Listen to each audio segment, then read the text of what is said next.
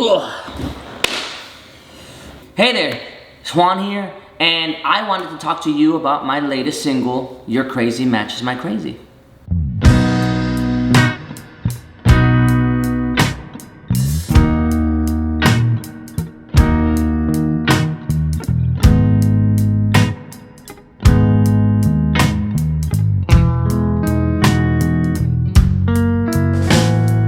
So usually I like to talk about what inspired me to write the song, and that's what these interviews have kind of been like. But I wanted to change it up just a tiny bit this time, just because I thought it might be fun to approach it this route. So what I'm actually going to do is I'm going to show you the music theory behind the song and how I wrote it, because I actually think this song is a good example of some really great music theory things, and I'd like to show them to you. So right off the bat, this song is in 6/8, which means on a musical level that the rhythm of this song is more like a waltz. Instead of counting this song as 1, 2, 3, 4, 1, 2, 3, 4, 1, 2, 3, 4, instead what we're gonna do is we're gonna go 1, 2, 3, 4, 5, 6, 1, 2, 3, 4, 5, 6, 1, 2, 3, 4, 5, 6. And the reason why I decided to do that is because my original plan was to write a song that you could play at the end of a dance. At the end of the night, the last song for the dance. That was my goal. So immediately, that means that there has to be a slow dancing element to it, and I wanted this very specific sway to come across when you hear the song. And in order to do that, the best way to achieve that right off the bat is to change the rhythm of the song from 4/4 to 6/8. So that's the beginning. The song is in the key of B major. This is B major. And the chord progression for the song is the same all the way through except for on the bridge section. So, like I said before, I wanted to keep you in this sway-like fashion. I wanted to make people want to dance without even having to hear the words, just on the music, period, right? So, the chord progression of this song is B major, E flat minor, A flat minor, E9, and F sharp dominant 7.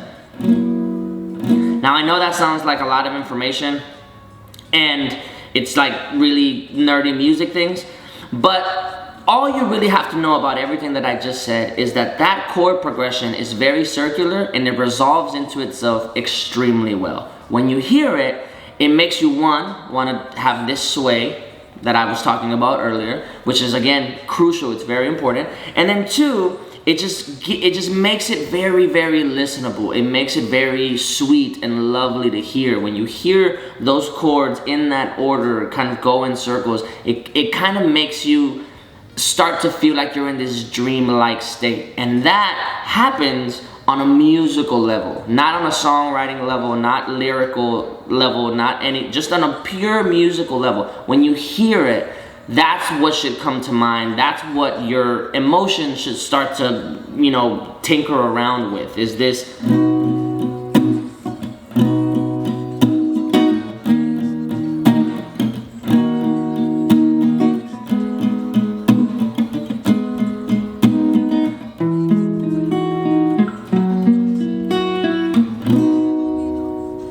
So like I said, that chord progression in and of itself, just by itself, sounds extremely lovely. Now, why is that important? Well, as a lyricist, as a songwriter, I already had a very powerful idea that I wanted to work with. The song is called Your Crazy Matches My Crazy. And that in and of itself is a huge, huge, huge gesture. To say that, it's very sweet, it's very lovely, it's a very specific kind of gesture, and throughout the song I'm either going to be trying to prove why that's true, or I'm going to be trying to accent that specific gesture. And so of course, Your Crazy Matches My Crazy is in the chorus. The chorus itself is very large, especially in the studio version. It's very large. Honey, honey, honey, say that you love me, love me, love me, say that you want me, want me, want me, 'cause you're crazy, matches my crazy. And all the instruments are working together to make that chorus as big as it could possibly be. And I think it's very effective, and I just think that that sentiment is just extremely sweet. Now, the verses were the hardest thing to write. Because when you already have a sentiment that's already sweet like that, it's very difficult to make the verses complement that really well. You run into a little bit of a problem, because if you say sweeter things in the verses than you do in the chorus, then the chorus becomes smaller than what it's supposed to be, and it just starts to, the song itself starts to be real verse heavy instead of chorus heavy. So you gotta try to play a little bit of a balancing act in that sense. But it's also very difficult to undermine the sweetness of the verse. So you have to try and figure out the best way to really get to the chorus and have it really feel what you need it to feel. So what I did is I started approaching this song in what I call small but really big moments. In my opinion, the songs that I romanticize a lot, the songs that I really like hearing, are songs that talk about moments that are seemingly insignificant, but they make them feel very big. So in these verses, I started saying things that start off relatively small or relatively kind of like inconsequential, and then I start to try to lead that inconsequential moment to a more meaningful and heavier sentiment. For example, in that first verse, I say, "You're the only thing that makes me lay down all day and not feel lazy, as long as you're next to me." And again, when you just think about the picture of what I'm trying to paint, when you think about that image, it's just two people laying down next to each other, doing nothing, being bums, being just laying down, having a lazy day, watching TV. But again, in that moment, in that specific instance, what I'm trying to do as a songwriter is talk about these things that this character and his significant other are going through, that are seemingly just random, insignificant, very inconsequential things, and try to make them feel a lot bigger than they are. Because immediately after I say that, I go into the chorus. In the second verse, I start to up the ante a little bit, because I start to be more descriptive of his significant other.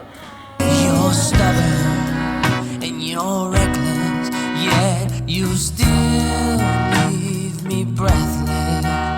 I don't know how you do that so well. There was a broken man inside of this shell. Now that last part, "there was a broken man inside of the shell," that's a pretty heavy statement. But immediately after I say that, I keep being descriptive. You're sweet, you're loud, you're loving. You make me feel proud of who I'm becoming. You're the lightning inside of my storms. You're the thunder that shakes up my soul. The imagery there is very powerful. And it's a perfect segue into, again, this huge gesture, this huge chorus. And like I said, as a songwriter, those two verses were extremely hard for me to write, because I had just different verses, just endless verses where I was trying to say sweet things, and some of them were too cheesy, some of them were too like lovey-dovey, and I needed to find like the right mix. So once I arrived at these two verses, once I arrived at these two sentiments, I knew that a big part of the song, at least 3/4 of the song, was done. And again, the reason why I really enjoy these two verses and this chorus is because every single part of this song is working together to get this idea to you. Every single part of the song has an important role, and they're working in tandem with each other. It actually makes the listener experience effortless, right? Because everything is just working together to get this message across, and I really enjoy that. Now, that being said, there is a moment in the song where things do get a little disrupted. And if I never get to do. You have this chord progression that I've already explained is very circular and resolves with itself. But in between that, right in this last chord, this F sharp 7 chord, instead of resolving it back home, what I do is I give you this E major 7 chord. And I vamp on two chords, this E major 7 and this E flat minor 7. And I just go back and forth between those two chords in the bridge section.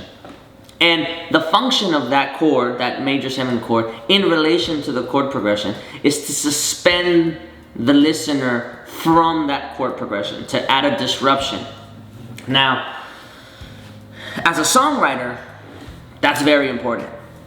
As a songwriter, that is the most effective tool that I have at my disposal to get something very important across to the listener. Like I said, for 2 verses and 2 choruses now, we've been swaying along, we've been dancing to this slow dance at the end of the night, sweet gesture, you're crazy matches my crazy, you're so lovely, these sentiments that are very nice and sweet, and we're dancing and we're enjoying it. The moment that that E major 7 chord comes in, right? And you can probably hear it a little more on the piano version that is out on YouTube right now. Please go check that out. 'Cause you're crazy, matches my crazy.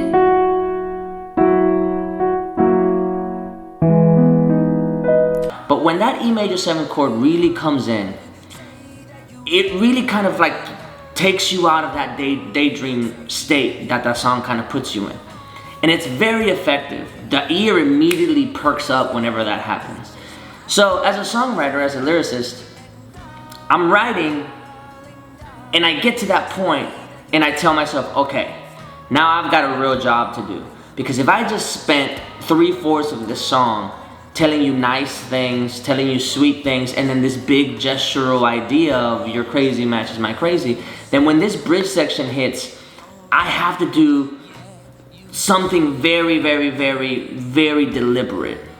Now, I could double down. I could go into a bridge section where I say even sweeter things, even nicer things, but instead, I wanted to give this character a little bit of depth. I wanted him to be more of a realist. I wanted him to be a little bit more of a pragmatist. So, he's obviously very, very infatuated with this person, right? But when this bridge section comes in, it starts to add a little bit of doubt.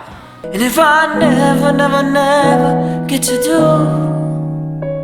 all the things that lovers, lovers, lovers do, if I never, never, never get to say that I will never let you down, and I'll never, never, never let you down, I'll never, never let you go, I'll never, never make you frown, I'll never, never, don't you know that I won't never be the one that'll sever all forever, just as long as we're together, baby, listen to me. If you notice in that section, I started using repetition very, very, very, very deliberately. I started using it a lot because, again, in this specific part, I'm really trying to hammer down something very, very, very specific.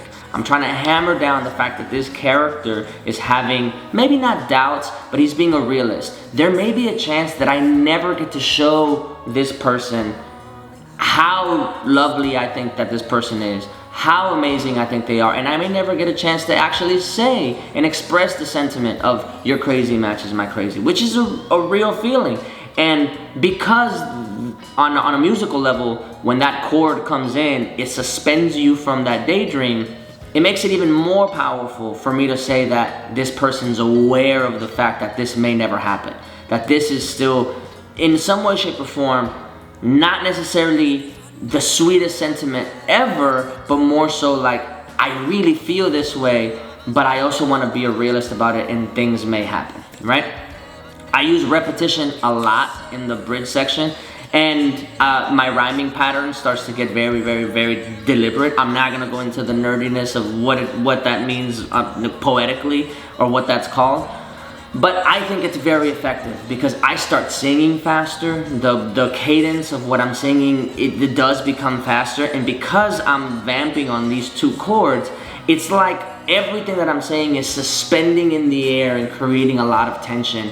When you compare it to how easy flowing the first part of the song was, that chord progression at the beginning was. These 2 chords that I'm going back and forth from are kind of keep elevating you and adding tension, and you're kind of just waiting for the resolve. You're waiting for some kind of moment to go back to the lovely feeling that you had. And the longer that I prolong that, the more anticipation that you start to feel, and it's just a natural feeling. This is another part of the reason why I really enjoy this song. When you listen to the studio version of this song, you get a guitar solo, and then it goes into the bridge section, and then it kind of keeps escalating and escalating and escalating. All the instruments are working together to keep that tension really high, and then at the very end I drop you back into the chorus, and it feels like a sigh of relief whenever you get to that chorus. Once you get there, it feels like your shoulders are really high and tense, and then all of a sudden you get there and it's like, okay, now we're back. Now we're back to this lovely sentiment. Now we're back to your crazy matches my crazy. Now we're back to where we started, and we like this easygoing feeling again, right? In the piano version, I don't ever go back to the chorus. I go back to the sentiment of your crazy matches my crazy, but I actually stay on those two chord vamps on the piano, because I actually think it's quite beautiful to end it, to have it like a little open-ended in that sense. Now, the caveat to that is that on the piano, I'm playing the 2 chords vamp of the bridge section with my left hand, and I'm actually soloing in B major with my right hand. Now, I know that that's like super nerdy, but essentially what that means is that the foundation at the very bottom of what's happening when I'm playing this song on the piano is that those 2 chords are at the very bottom, creating this continuous sway, but at the top of it, it's still a very familiar sound. We're still getting this B major sound, this happy major sound underneath this suspension of that chord progression, and it becomes very effective. And then I go into like an outerlude of singing, which I think is very powerful also. Everything you owe, everything you do, oh baby, I'm in love with everything about you. Everything you owe, oh everything you do, oh baby, I'm in love with the memories I have of you. You're so crazy, but it matches my crazy. Baby, you're so crazy, but you're my kind of crazy.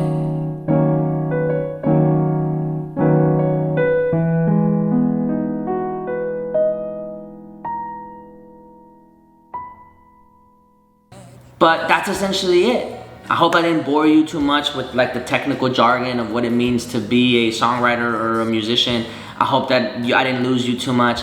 But I also do hope that it kind of makes sense, hopefully, that the music that I described, and more specifically the way that I was writing these lyrics, really, you know, help each other. They're all working together. And I just think that this song is extremely effective. Now, I know the song itself is a little bit more on the cookie cutter side, maybe a little cheesy. You know, if you're not into, you know, love songs like that and you want something more specific, then I get that. But I think that this is one of the songs so far that I've ever written that really encapsulate what it means to have every part of the song working for the same job, having their own functions, their own parts in the song, but really working together to get a message across. And as a songwriter, I'm really proud of it. So I hope that you like it. I hope that you enjoy it. I hope that, you know, you listen to it and you recommend it to people and you dedicate that song to somebody, because I think that it is such a sweet sentiment. And I can't wait to show you more music that's coming out very soon. So until then, I hope you have a great week. I hope you have a good day. I hope you have great moments. I hope you listen to some great music, and I hope that my song may be one of them. And feel free to find me on social media, anywhere, and just tell me what you think of it. And tell me what you think of this video. Tell me what you think of the music. Let's have a conversation, because it'll be fun. See you around.